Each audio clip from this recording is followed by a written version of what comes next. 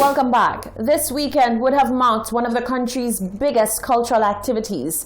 But in this new COVID reality, Journée Creole activities are not allowed.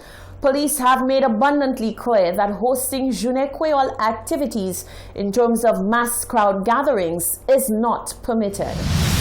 Following consultation with the Office of the Chief Medical Officer, other public health officials and stakeholders, a decision has been made to prohibit the hosting of all mass crowd events, including Journée Creole activities, with the exception of single household gatherings.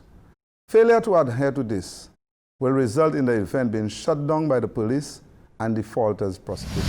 Meanwhile, Prime Minister Alain Chastanet has urged citizens to have fun over the Journée Creole weekend, but to follow the protocols and stay safe. He lamented the news of 6 new cases of COVID-19. The truth is that we do have a community spread, and it is going to require us to continue to practice proper protocols. Wear your face mask, continue to practice social distancing, and make sure you're hand sanitizing at all times. Now, this is very important because we're coming up to Journée Creole. And it means that the temptation to get out and start socializing more and maybe drop our guard a little bit is going to be there. We all want you to have a great weekend, but I'm asking all of us, we're reducing the crowd size from 100 to 50 or less. When you're having your home parties, please continue to practice proper protocols. Families are asked to take all precautions to keep themselves and their loved ones safe and healthy. Following announcements of an extended closure only weeks into the reopening of school, former Chief Medical Officer Dr. Stephen King is questioning how practical the reopening was. Dr. King believes that what has unfolded is an economic nightmare, as hundreds of parents may have wasted what limited money is available to them. Jacques Wooding reports. The Ministry of Education has announced that all schools will remain closed for a further 2 weeks amidst community spread of COVID-19. The proposed date for the reopening of schools is now Monday, November 9, 2020. This comes after an initial closure of a week, only 6 weeks into students' return to the physical classroom. Though education officials note that this move has been in a bid of caution to avoid a potential spread of COVID-19 among students, many argue that students should not have returned to the physical classroom this year at all. Former Chief Medical Officer Dr. Stephen King has added his voice to these discussions, underscoring that the costs associated with the reopening of schools has placed many parents under greater financial strain. He says with many parents unemployed at this time and no longer benefiting from economic relief packages, their already dwindling savings appear to have been squandered. And just the lack of money, we went back, we opened up schools again. And then this time we were asking about devices and books. And again, we had people who have no money and have to try and get people back to school. The tablets, which are so important because you appreciate now, distance learning is, since we cannot go to physical school now, at least for the next few weeks, and who knows for how long more, online learning is a big thing now. That's difficult in itself, but it's even very difficult if you don't have a device, if you don't have Wi-Fi. King says that the situation on the ground is quickly deteriorating as families begin to fall into economic crisis, many bordering on starvation. And it is truly sad what we are getting and what we are seeing, because many households have lost income. There are women, I can tell you up to this morning, my phone rang about 10 times. Single moms calling, they want groceries, right? They have no food for their children. They run out of gas to cook, right? And I mean, it's just mind-blowing. People are actually many people on the brink of starvation. Dr. King is calling on local authorities to take a more humanitarian approach to COVID-19 response. He believes that it is integral at this time to not only safeguard the economy, but the lives of the very same solutions who will fuel the country's return to stability. Jacques Wooding, Hot 7 News. Now, members of the public are weighing in on the controversy surrounding the post "I Stand with Sharon Belmar-George" hashtag Best CMO Ever. By all accounts, Chief Medical Officer Dr. Sharon Belmar-George has captured the respect and likes of many citizens. But is the title of Best Ever warranted? Here's what you had to say.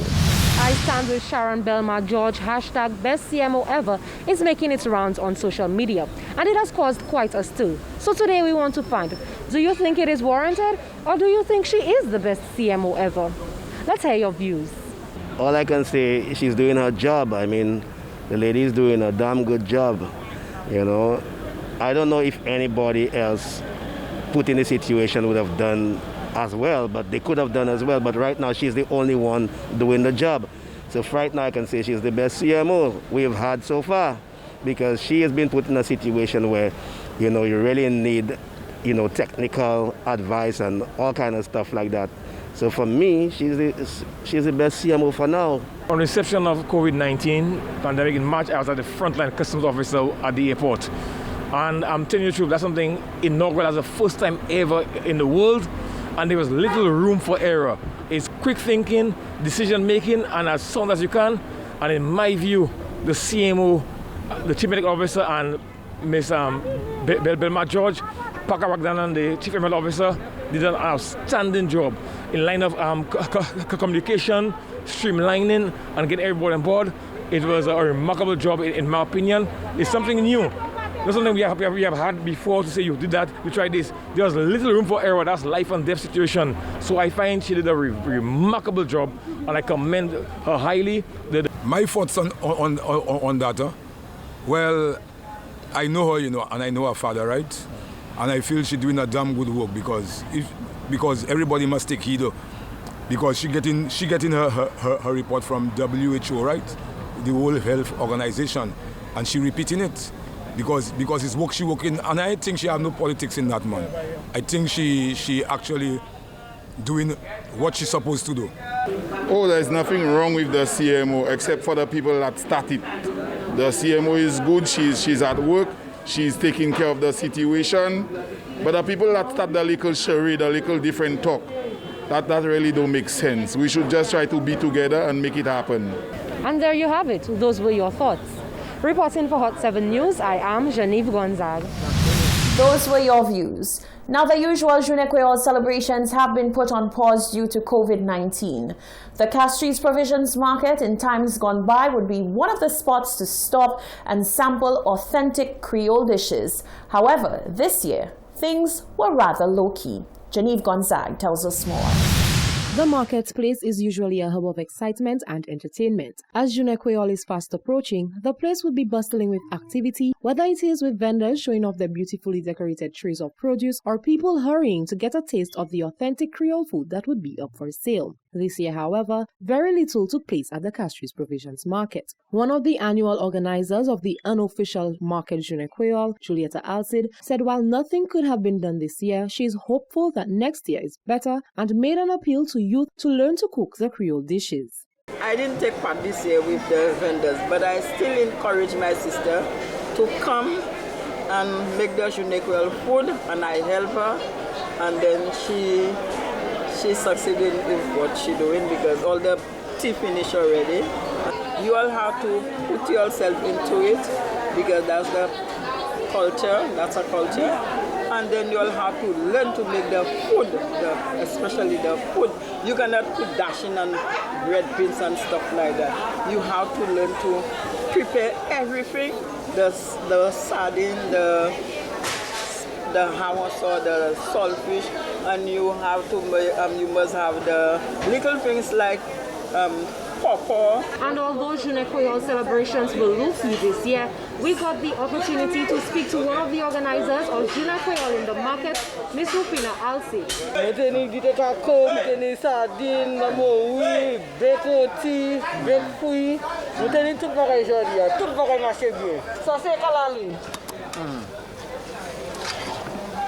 Bon, dis-nous qui ça qui a calalo, qui ça on met à Là, il est fini, j'ai vu faire les ébailles.